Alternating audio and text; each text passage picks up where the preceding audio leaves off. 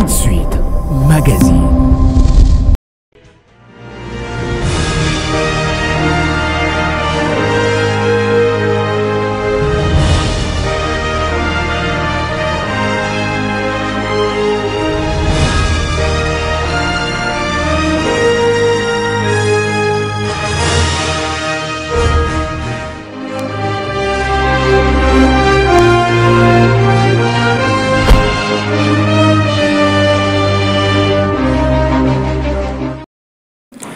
Mesdames et messieurs, je suis très heureuse de vous présenter encore cette émission Ma Profession qui a pour objectif de vous présenter les personnes qui assument des fonctions quelconques dans notre pays, les personnes qui sont dans des métiers, professions dans ces pays, la République démocratique du Congo. Comme je vous dis souvent, bonjour et bienvenue dans ce nouveau numéro. Aujourd'hui, je suis pas seule, je suis avec une personne. C'est pas sa première fois de passer ici, c'est la deuxième fois, mais aujourd'hui, il est revenu pour parler encore de son métier ou profession. Il s'appelle M. Benjamin Lokange. Il est écrivain, chercheur indépendant en biologie. Il est concepteur et auteur de plusieurs ouvrages. Il est aussi sous-prophète de Ngaliema 1. Avec lui, nous allons aborder une thématique que nous allons découvrir tout de suite. Mais je lui salue d'abord. Bonjour, M. Benjamin. Bonjour, madame la journaliste. Comment vous allez? Oui, ça va très bien. En tout cas, je suis très heureuse de vous recevoir encore pour la deuxième fois, comme je viens d'annoncer au début. Nous allons parler avec vous autour de ce thème qui s'intitule l'écriture au service de la collectivité, un ouvrage pour mieux comprendre les TENASOSP. Ça va? Oui, très bien. C'est Oui. bien. J'apprécie la thématique. D'accord. Peut-être pour les gens qui vont vous suivre pour la première fois, on veut d'abord savoir c'est quoi le rôle d'un chercheur, c'est quoi le rôle d'un écrivain dans la société. Qu'est-ce que vous pouvez dire par rapport à ça en quelques mots avant d'entamer la thématique du jour? Merci pour la question. Je crois que l'écrivain, c'est une personne qui réfléchit sur le problème de la vie, de la société et tente de répondre à ces questionnements. L'écrivain, c'est un éclaireur, c'est un messager, c'est un clairvoyant, c'est un lanceur d'alerte qui prédit, qui voit les choses dans l'imaginaire, dans l'invisible et puis les transforme en concret. Donc les choses deviennent visibles et réelles grâce à ses écrits. Oui, allez-y. Il y a aussi, actuellement, il y a deux types d'écrivains. Il y a ceux qui écrivent les romans, les romanciers, qui écrit le roman avec les écrits basés sur l'inspiration, les pensées personnelles. Et là, il n'y a pas de bibliographie, il n'y a pas de quoi. Donc, il parle de son inspiration, de ses intuitions personnelles. Et il y a aussi la grande famille, là où nous nous retrouvons, les essayistes, qui réfléchissent sur un thème, sur un sujet, sur un titre, dans une discipline bien donnée. Et là, à la fin de chaque ouvrage, vous trouverez une bibliographie. Merci. En tout cas, les téléspectateurs qui, pour leur première fois de vous suivre, de savoir c'est quoi le rôle d'un écrivain, c'est quoi votre inspiration, raison pour laquelle je veux vous demander qu'est-ce qui représente l'écriture pour vous. Vous avez eu un parcours dans l'enseignement. Aujourd'hui, vous vous lancez dans le métier d'écrivain. L'écriture représente quoi pour vous, M. Benjamin Lokange? Merci encore pour la question. Je crois que pour moi, l'écriture représente la culture, la force d'un peuple pour résoudre les problèmes de la vie ou de l'humanité. Et comment vous faites pour élaborer des ouvrages? Vous avez plusieurs ouvrages, mais aujourd'hui on va parler de comment réussir au TENASOSP. Mais on veut savoir, parce que c'est votre laboratoire, c'est votre interne, mais cette émission est là pour nous éclaircir, nous et la population, savoir comment vous travaillez dans ce que vous faites. Et raison pour laquelle je vous demande comment vous faites pour écrire un ouvrage. Alors, pour élaborer un ouvrage, il faut d'abord se poser des questions sur les besoins du moment et proposer ou arriver à répondre à ces questions-là. Mais en ce qui me concerne, parce que je suis écrivain et auteur des manuels scolaires, la première chose à faire, c'est de visiter ou révisiter le programme national. Ce qui vous inspire par rapport à ce que vous faites. Oui, dans mon domaine ou sur les sujets que je vais ou je désire aborder. Parce que le programme national constitue la boussole qui peut nous aider ou qui va m'aider à combler tous les points qui sont repris en son sein. Oui. Et nous voulons savoir, parce qu'on va parler de la lecture, quelle est la place ou bien comment est-ce que la lecture peut servir une population, comment est-ce que la lecture peut amener la population à développer? La lecture est très intéressante ou importante dans une société parce que la lecture permet d'abord à apprendre, permet à l'homme d'apprendre les nouvelles choses. Oui. Les nouvelles choses, c'est former aussi, développer son vocabulaire et son parler. La lecture entretient la bonne santé du cerveau, donc de la mémoire. La lecture aide à diminuer le stress. D'accord. En lisant, c'est possible, c'est pas la musique. Non, même en lisant aussi. Il y a des livres comme ça, quand vous êtes plongé, ça peut vous amener au-delà. Oui. Et la lecture améliore les connaissances et la culture générale. D'accord. La lecture augmente l'attention et la concentration.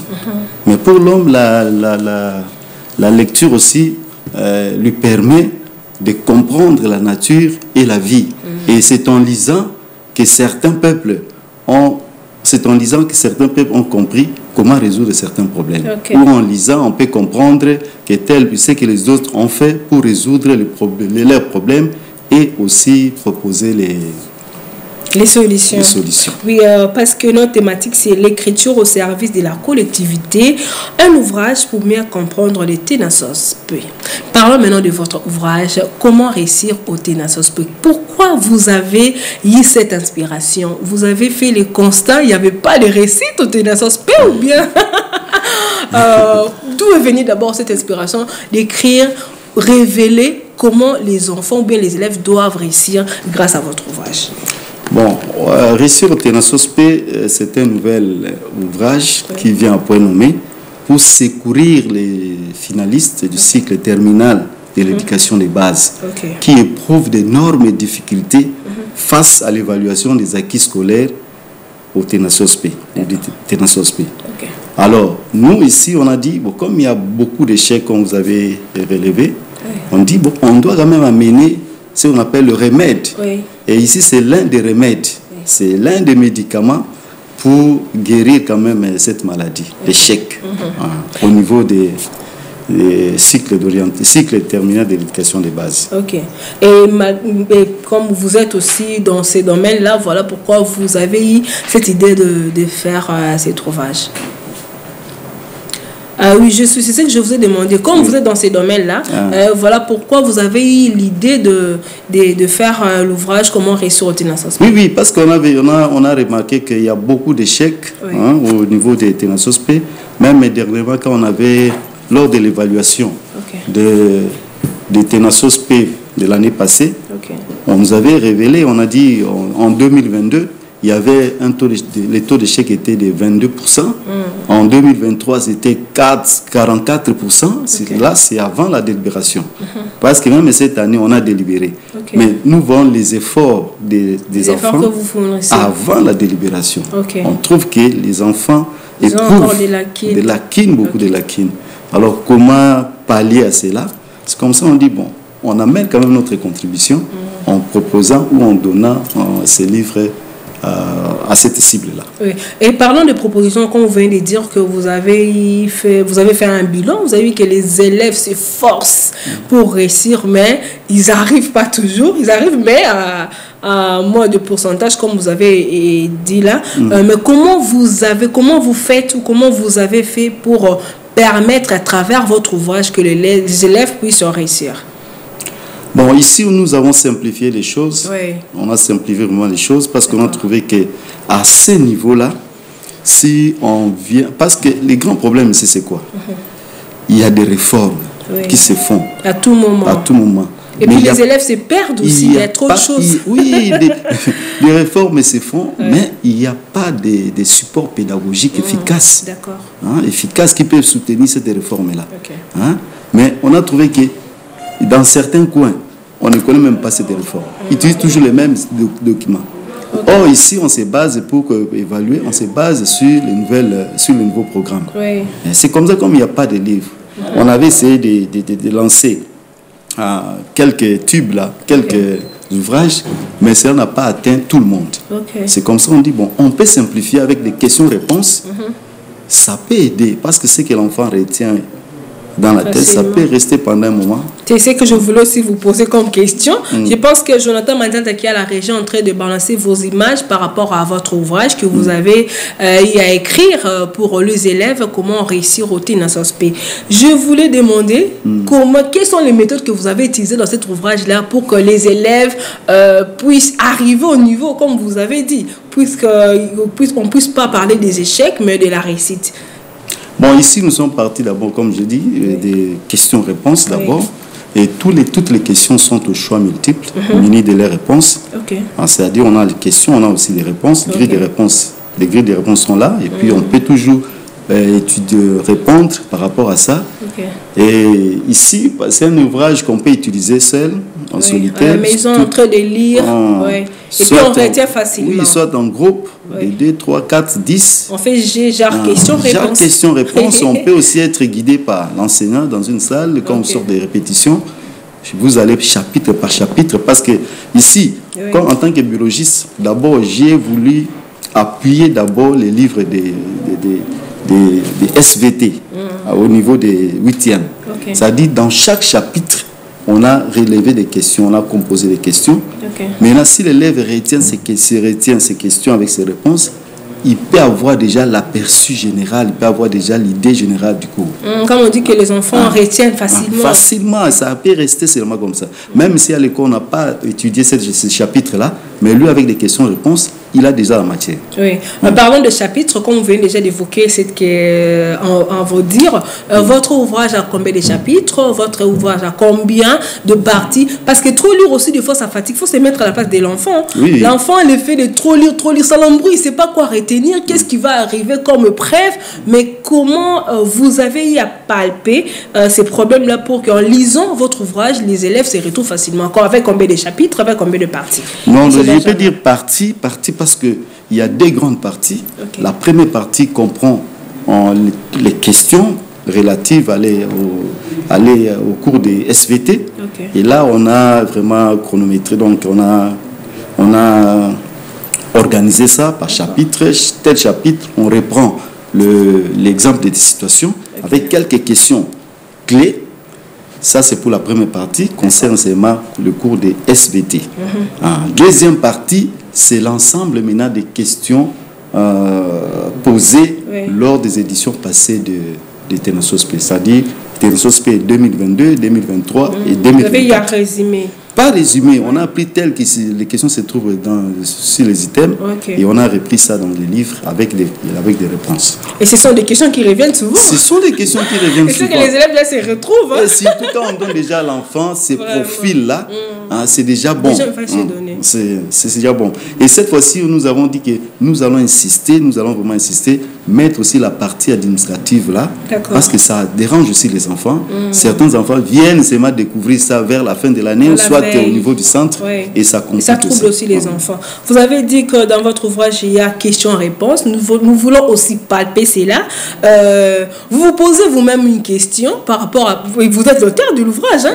Il faut nous démontrer ça. Vous avez écrit comment réussir au TINASOSP. Les élèves vous regardent, les parents vous regardent, les enseignants, professeurs comme vous, les sous-prophètes aussi et prophètes vous regardent. Vous avez la maîtrise de ce que vous avez écrit. Vous pouvez vous poser des questions et vous répondre aussi. On apprend. Merci beaucoup. Je reviens seulement à une question là, très simple, sur la germination, parce que c'est une partie aussi très importante, surtout côté botanique. Je prends par exemple l'haricot avec le manguier. On demande entre les deux plantes là, laquelle réalise la germination épigée. Parce que l'autre fois c'était hypogée, mais ici c'est épigé. Oui. Je dirais simplement c'est l'haricot. C'est l'haricot. Haricot, pourquoi? Parce que il y a des types de germination. Quand on met la graine dans le sol, quand la graine va se transformer en jeune plante, il y a d'autres qui font, certaines plantes font sortir les deux pièces du noyau là, qu'on appelle les cotylédons, vers la tête, donc vers la partie aérienne. Ça c'est épigé. Et pour l'arachide, on voit ça quand vous réalisez la germination d'haricots. Vous voyez les cotylédons là qui sortent. Oui. Mais pour le manguier, ça reste dans la partie souterraine. Ok, d'accord. Une autre question à vous que vous posez. En tout cas.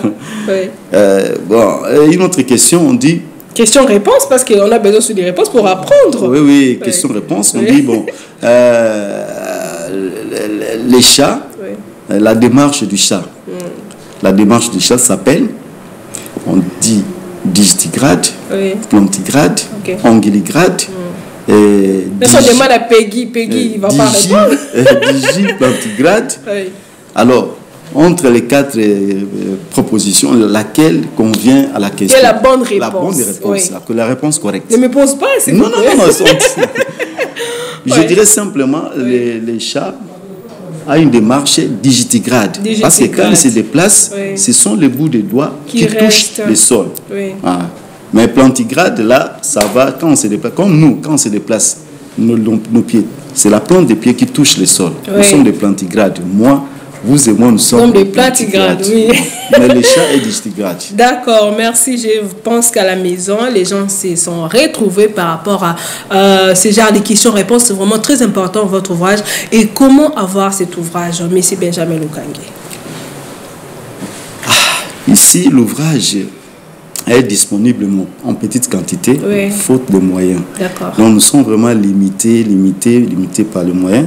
C'est comme ça que nous sautons sur l'occasion pour véhiculer les messages, des soutiens. Des soutiens. Parce qu'on demande, nous sommes à la recherche, à la quête d'un mécène, des hommes de bonne volonté qui peuvent surtout c'est sur le plan éducatif. Oui, c'est tous les enfants.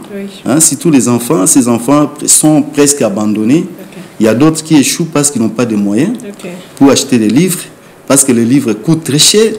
Mais si quelqu'un de bonne volonté se présente, dit bon, on peut multiplier peut-être 10 000 exemplaires, comme ça on va donner gratuitement aux enfants. Il sera béni par Dieu. Ou il dit, bon, parce qu'ici, c'est une affaire de sous. C'est ça. C'est une affaire de sous. Et ici, quand vous mettez le moyen, vous allez bénéficier aussi de beaucoup. Parce que si nous faisons avec nos moyens de bord ici, vous voyez que je peux aller dans une imprimante, avec une imprimante, on peut me taxer peut-être $15 par pièce. Pour chercher aussi à avoir quelque chose, on va le vendre à 20. C'est trop cher. Mais si quelqu'un vient, on va dans une imprimerie, puis imprimerie reconnue, on multiplie soit beaucoup exemplaires, une quantité à l'échelle nationale, et on peut vendre ça même à 5 000 ou $5. Ça peut aider beaucoup d'enfants de se procurer de ces manuels-là. C'est très important. Donc, nous sommes là en